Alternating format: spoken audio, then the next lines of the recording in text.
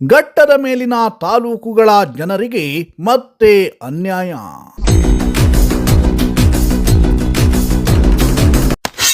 ಜಿಲ್ಲಾಸ್ಪತ್ರೆಯನ್ನ ಶಿರಸಿಗೆ ಸ್ಥಳಾಂತರಿಸದಂತೆ ಆರೋಗ್ಯ ಸಚಿವರಿಗೆ ಹೋಯಿತು ಮನವಿ.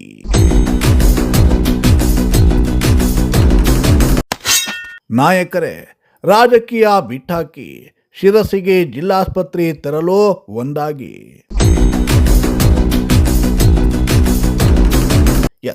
ಉತ್ತರ ಕನ್ನಡ ಜಿಲ್ಲಾ ಕೇಂದ್ರ ಕಾರವಾರದಲ್ಲಿ ಮೆಡಿಕಲ್ ಕಾಲೇಜು, ಮಲ್ಟಿಸ್ಪೆಷಾಲಿಟಿ ಆಸ್ಪತ್ರೆ ಹಾಗೂ ಈಗ ಸೂಪರ್ ಸ್ಪೆಷಾಲಿಟಿ ಆಸ್ಪತ್ರೆಯು ಮಂಜೂರಾಗಿರುವ ಹಿನ್ನೆಲೆಯಲ್ಲಿ ಅಲ್ಲಿದ್ದ ಜಿಲ್ಲಾಸ್ಪತ್ರೆಯನ್ನ ಶಿರಸಿಗೆ ಸ್ಥಳಾಂತರಿಸಲಾಗುತ್ತೆ ಎನ್ನುವ ಚರ್ಚೆಗಳು ಜೋರಾಗಿದ್ದವು. ಆದರೆ ಜಿಲ್ಲಾಸ್ಪತ್ರೆಯನ್ನ ಶಿರಸಿಗೆ ಸ್ಥಳಾಂತರಿಸಲು ಕಾರವಾರದಲ್ಲಿ ಭಾರಿ ವಿರೋಧ ವ್ಯಕ್ತವಾಗಿತ್ತು. ಇದರ ಬೆನ್ನಲ್ಲೇ ಆರೋಗ್ಯ ಸಚಿವರನ್ನು ಕೂಡ ಭೇಟಿ ಮಾಡಿ ಶಿರಸಿಗೆ ಜಿಲ್ಲಾಸ್ಪತ್ರೆಯನ್ನ ಶಿಫ್ಟ್ ಮಾಡದಂತೆ ತಡೆಯುವ ಯತ್ನಗಳು ನಡೆದಿವೆ. ಹೌದು, ಜನಶಕ್ತಿ ವೇದಿಕೆ ಮುಖಂಡ ಹೋರಾಟಗಾರರಾದ ಮಾಧವ್ ನಾಯಕ್ ಅವರು ಬೆಂಗಳೂರಿನಲ್ಲಿ ನೂತನ ಆರೋಗ್ಯ ಸಚಿವ ಯುಟಿ ಖಾದರ್ ಅವರನ್ನ ಭೇಟಿಯಾಗಿದ್ದು ಯಾವುದೇ ಕಾರಣಕ್ಕೂ ಜಿಲ್ಲಾಸ್ಪತ್ರೆಯನ್ನ ಶಿರಸಿಗೆ ಸ್ಥಳಾಂತರಿಸಬಾರದು ಎಂದು ಮನವಿಯನ್ನ ಮಾಡಿಕೊಂಡಿದ್ದಾರೆ. ಅದರ ಬದಲು ಕಾರವಾರದಲ್ಲೇ ಜಿಲ್ಲಾಸ್ಪತ್ರೆಯನ್ನ ಉಳಿಸಿ ಬಡ ರೋಗಿಗಳಿಗೆ ಉಚಿತ ಚಿಕಿತ್ಸೆ ನೀಡುವಂತೆ ಮಾಡಬೇಕು ಎಂದು ಮನವಿ ಪತ್ರದಲ್ಲಿ ತಿಳಿಸಿದ್ದಾರೆ.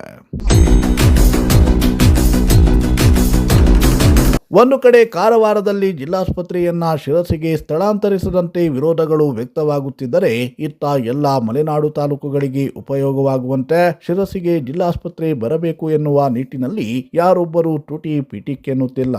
ರಾಜಕಾರಣಿಗಳಂತೂ ರಾಜಕಾರಣದಲ್ಲಿ ಮುಳುಗಿ ಹೋಗಿದ್ರೆ ಯಾವೊಂದು ಸಂಘಟನೆಯೂ ಶಿರಸಿಗೆ ಜಿಲ್ಲಾಸ್ಪತ್ರೆ ಬೇಕು ಎನ್ನುವ ನಿಟ್ಟಿನಲ್ಲಿ ಧ್ವನಿ ಎತ್ತುತ್ತಿಲ್ಲ. ಈಗಾಗಲೇ ದೂರದ ಜಿಲ್ಲಾ ಕೇಂದ್ರದಿಂದ ಎಲ್ಲಾ ವಿಷಯದಲ್ಲೂ ಸಮಸ್ಯೆಯನ್ನ ಅನುಭವಿಸುತ್ತಿರುವ ಶಿರಸಿ, ಸಿದ್ದಾಪುರ, ಯಲ್ಲಾಪುರ, ಮುಂಡಗೋಡಿನ ಜನರು ಆರೋಗ್ಯ ಸೇವೆಗಳಿಗಂತೂ ಭಾರಿ ಪರಿಪಾಡಲು ಪಡುವಂತಾಗಿದೆ. ಹಲವು ವರ್ಷಗಳಿಂದ ಪ್ರತ್ಯೇಕ ಜಿಲ್ಲೆಯ ಕೂಗು ಕೇಳಿ ಬರುತ್ತಿದ್ದರೂ ಈ ನಿಟ್ಟಿನಲ್ಲಿ ಸರಿಯಾದ ಹೋರಾಟ ಸಂಘಟಿತವಾಗದೆ ಹೋರಾಟ ವಿಫಲವಾಗುತ್ತಿದೆ. ಇದೀಗ ಖುದ್ದು ಹಿಂದಿನ ಆರೋಗ್ಯ ಸಚಿವರ ಬಾಯಿಂದಲೇ ಶಿರಸಿ ಜಿಲ್ಲಾಸ್ಪತ್ರೆಯ ಘೋಷಣೆಯಾಗಿದ್ದರೂ ಘಟ್ಟದ ಮೇಲಿನ ತಾಲೂಕಿನ ನಾಯಕರ ಪದ್ಧತಿ ಕೊರತೆ, ಸಂಘಟನೆಗಳ ನಿಷ್ಕ್ರಿಯತೆಯಿಂದಾಗಿ ಅದು ಕೂಡ ಮರೀಚಿಕೆಯಾಗುವುದರಲ್ಲಿ ಸಂಶಯವಿಲ್ಲ. Bureau report, Sirsi news.